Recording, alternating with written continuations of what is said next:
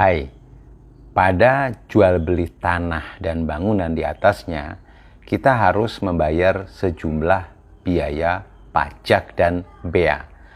Untuk penjual, pajak penghasilan atau PPh yang dikenakan adalah 2,5% dari nilai transaksi. Untuk pembeli, sebesar 5% dari nilai transaksi. Namanya bea perolehan hak tanah bangunan, BPHTB. Nah, pajak PPh dan BPHTB itu harus dibayarkan sebelum akta jual beli diterbitkan oleh pejabat pembuat akta tanah.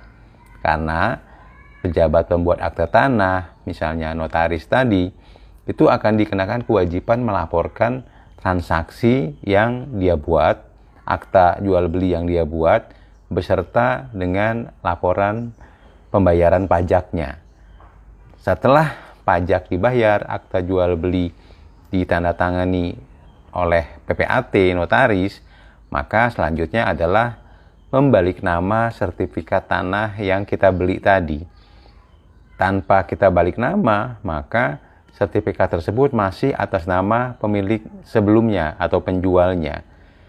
Nah, risikonya adalah suatu saat kalau si penjual itu meninggal, sementara kita belum balik nama dan AJB-nya hilang ataupun notarisnya yang meninggal, kemungkinan akan ada permasalahan yang kita harus selesaikan.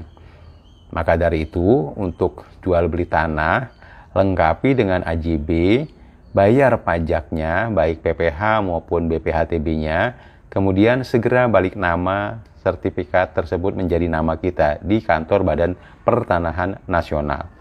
Bisa juga menggunakan jasa notaris, tapi akan dikenakan tambahan biaya, kurang lebih 1% dari nilai transaksinya. Nah, apakah nilai transaksi itu bisa dipermainkan? Tentunya ada batasan minimum dari nilai transaksi, tidak boleh kurang dari nilai jual objek pajak yang tertera dalam SPPT PBB. Kalau nilainya kurang dari NJOP di SPPT PBB, maka akan diterapkan nilai pasar yang ada di situ. Tentunya akan ada verifikasi dari pihak dinas pendapatan di daerah tersebut untuk membuktikan bahwa nilai yang ditransaksikan itu benar-benar real dan tidak bohong. Tapi BPHTB tadi bisa dipotong terlebih dahulu terhadap objek yang tidak kena pajak, yaitu sebesar 60 juta. Jadi misalnya harganya 150 dikurangi 60 juta baru dikali 5%. Demikian, semoga bermanfaat.